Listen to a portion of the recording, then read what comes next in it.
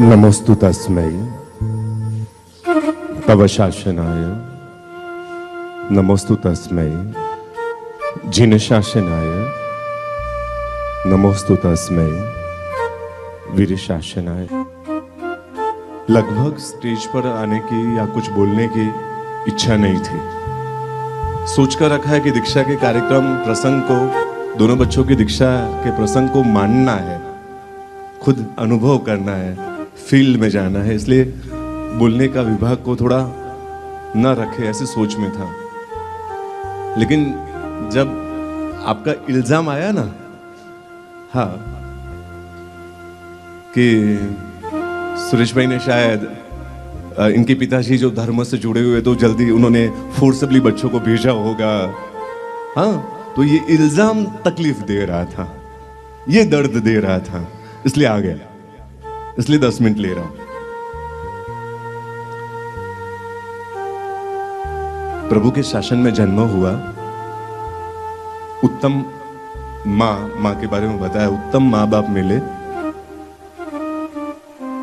सासू जी भी उत्तम थे उनके लिए कि श्राविका धर्म कर पाई।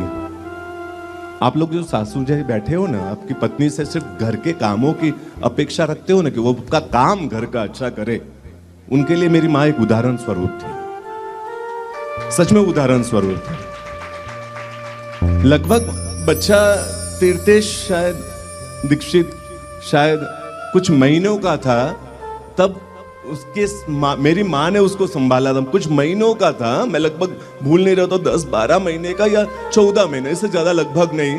तब मेरी श्राविका ने मासशमन किया था पालितना में चातुर्मास के दरमियान, 1 महीना उस बच्चे को संभाला नहीं। तो मासशमन का मौन के साथ उन्होंने मासशमन किया था, पौषध के साथ मासशमन किया था। उनकी आराधना तो दी है, लेकिन उसके पीछे कोई था तो मेरी माँ थी।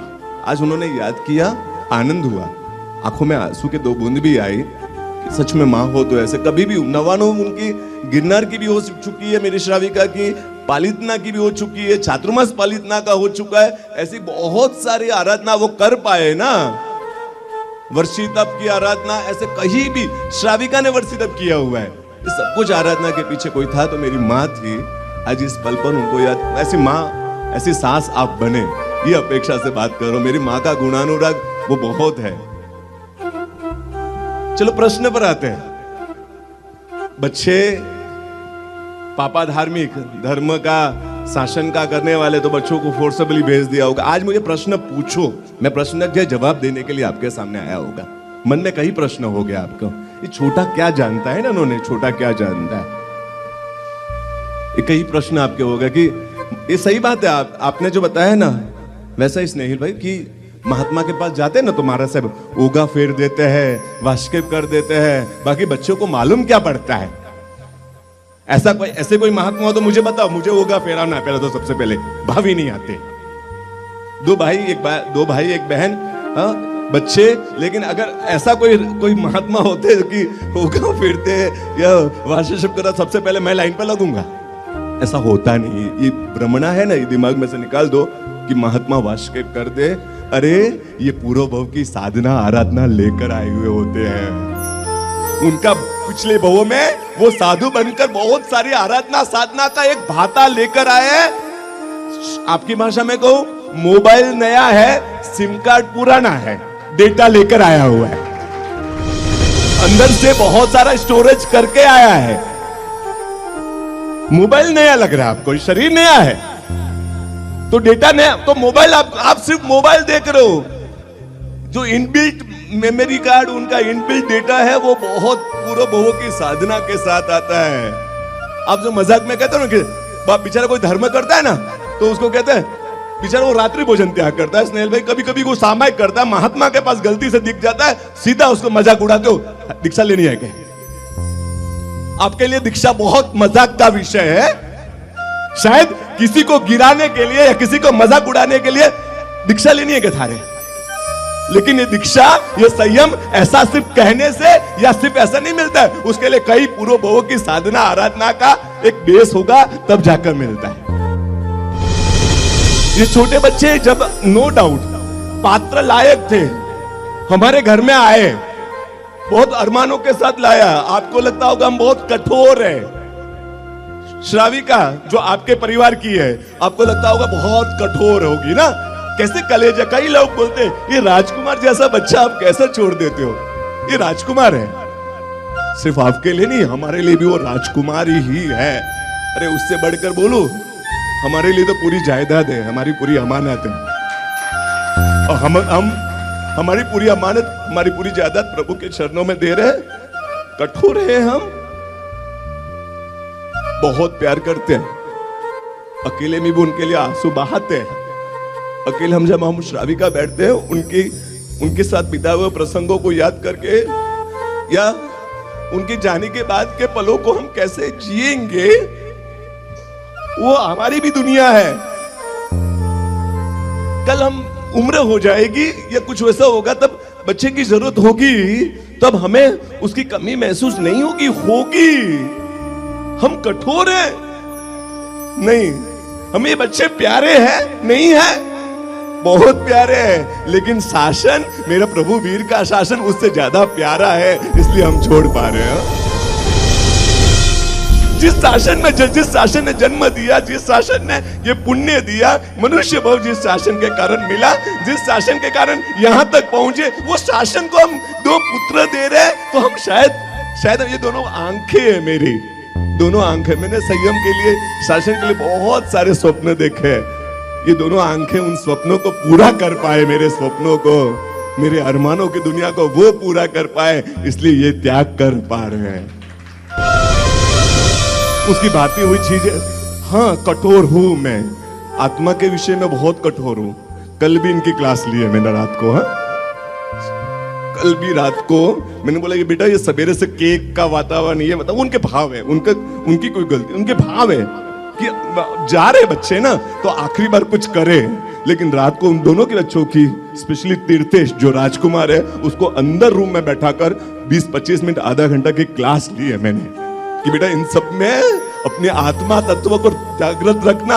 ये सब कुछ होता रहेगा, लेकिन तू आत्मा है, तू क्या कर रहा है, तुझे क्या लेना है, ये भाव मैंने कल रात को आधा घंटे की स्ट्रिक्टली क्लास लेकर ली है। क्योंकि एक ही इच्छा है, मैं तो समझता हूं वो माँ बाप, सच्चे माँ बाप जो अपने बच्चों की आत्मा की फिक्र करे। बाकी शास्त्र में तो जो शरीर की फिक्र करता है कि मेरा बच्चा शरीर से अच्छा रहे, उसको टेस्ट आइसक्रीम का पसंद है तो मैं आइसक्रीम दूं उसको। बेचारा 3-4-6 महीने का बच्चा होता है, अपने आइसक्रीम में से उसको टेस्ट करवाते हैं हम, इस हद तक नीचे गिर जाते हैं। मेरा बच्चा नरक में जाएगा तो चलेगा, लेकिन वो सब सुख सुविधाएं भोग ले, वो सच्चे साहब माँ बाप नहीं है। आप अपने आप को कुछ भी मानो कि हमने माँ बाप के, हमने बच्चों के लिए इतना सारा हमने इन्वेस्ट किया हुआ है, वो हम चले जाएंगे तो भी हमारे बच्चे, ये सब संसार है। किसी भव में और किसी को बच्चे को बनाओगे, कोई और बच्चा होगा, ये भव भ्रमणा की सब दुनिया है। सच्ची माँ है ना, सच्ची माँ, वो बच्चे की आत्मा की फिक्र करता है। मेरा बच्चा MBA बन जाए, CA बन जाए, वो संसार की माता पसंद करेगी। मेरा बच्चा 45 आगम पढ़ना सीख जाए, वो शासन की माता होगी। आपका बच्चा आइसक्रीम खाकर नरक में चले जाए, आपका बच्चा रात को बेचारा छोड़ता है तो उसको जबरदस्ती करते हो, बच्चा नरक में जाए तो जाए। ये कैसी माँ, ये कैसा पिता कि मेरा बच्चा सब पाप करे, सब पाप करे, सब पाप करे, बस पाप करके वो चला जाए। ये माँ बाप नहीं हो आप, ये संसार ही है, संसार है। छोटे से ये दोनों बच्चे हैं ना, प्रश्न किया है ना, जो आपको मैं क्लियर कर दूं, उनको मुखपाठ नहीं थे शब्द, उनको अ आ इ ई नहीं आता था, ABCD नहीं आता था, तब लगभग उनके 5 प्रतिक्रमण पूरे थे। बस यही कहूंगा, सिम कार्ड पुराना था, मोबाइल नया था। बाकी तो आप सपने में नौकार बुलाने में हालत खराब होती है हमारी। गुरुवंदन बच्चे को सिखा दो 5 साल में, कितनी मुश्किल होती है। हमारी लायकात से ज्यादा इन बच्चों की पात्रता थी। श्राविका ने शायद आइसक्रीम नहीं खिलाई होगी, 7-8 महीने में रात्रि भोजन त्याग करवा दिया था। ये बच्चे 8 महीने के थे ना, तब से इनका रात्रि भोजन बंद है। 8 महीने से आज तक मैं तो बोलता जन्म से आज तक लगभग इन्होंने गर्म पानी ही पिया है, कच्चा पानी नहीं पिया है। श्राविका ने उनको पास में पाट, जब वो खा रोटी बनाती थी ना, तब वेलन साथ में लेकर छोटे से बच्चे को लगा भी देती थी। इस राजकुमार को वेलन भी लगा देती होगी, लेकिन गाथा ऐसे करवाए है तो आज ये बोल सकता है कि बच्चों की ये पढ़ाई है। वो सच्ची मां जो कठोर दिखती है धर्म के मामले में, लेकिन आत्मा के मामले में उतनी कोमल होती है, उसको आत्मा की फिक्र होती है। बहुत कुछ छोटा है, थोड़ी बच्चों की जो कुतूहलता होती है ना, वो कर लेता है, खेलना करना भी कर लेता है। कल रात को भी 12 बजे तक वो स्पीच तैयार किया, उसके बाद खेला आधा घंटा, लेकिन ये सिर्फ उसका बाह्य स्वरूप है, उसका बाल स्वरूप है। वज्र स्वामी भी है ना, वो बाहर खेलते थे, फिर कोई मिलने आता था ना कि वो आचार्य वज्र स्वामी का है, तो वो बाहर आकर पाठ पर आकर बैठ जाते थे। बोलते आप बाहर, वो बाहर था ना, वो बच्चा वाला वज्र स्वामी था, और अंदर पाठ पर बैठा है ना, वो आचार्य वज्र स्वामी है। तो आपकी बाह्य क्रिया से किसी को जजमेंट मत करना, ये अंदर से बहुत स्ट्रांग है।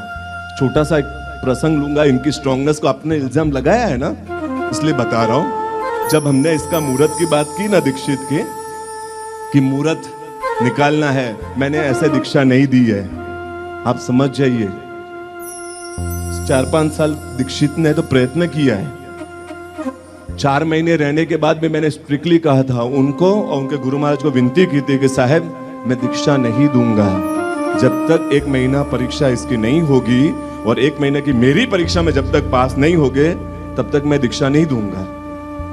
उनके गुरु महाराज ने हंसते हंसते अपने दूसरे आचार्य भगवान को कहा, रखना है हमारे पास, इनको रखना है जिंदगी भर, हमको हमारे पास, और परीक्षा लेने का अधिकार इनको।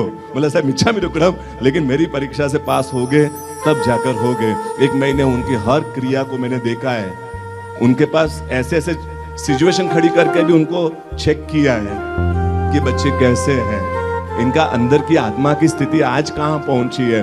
और जब 1 महीने की परीक्षा के बाद जब ये छोटा राजकुमार जब कल्याणक भूमि गया था, सब मुमुक्षुओं के पास, साथ 181 मुमुक्ष गए थे, तब ये बड़े वाले के साथ हमारा, आज इसका मुहूर्त फरवरी में निकल सकता था, अगले महीने शायद पूना में दीक्षा होती, पूना में होती, लेकिन आज अप्रैल में अंतरिक्षी में हो रही है। उसके पीछे का कारण सिर्फ ये दीक्षित, बड़ा दीक्षित एक ही इच्छा, पापा मेरी जिंदगी का सबसे बड़ा कोई गिफ्ट देना है ना मुझे, तो मुझे दीक्षा की हाँ कर दो।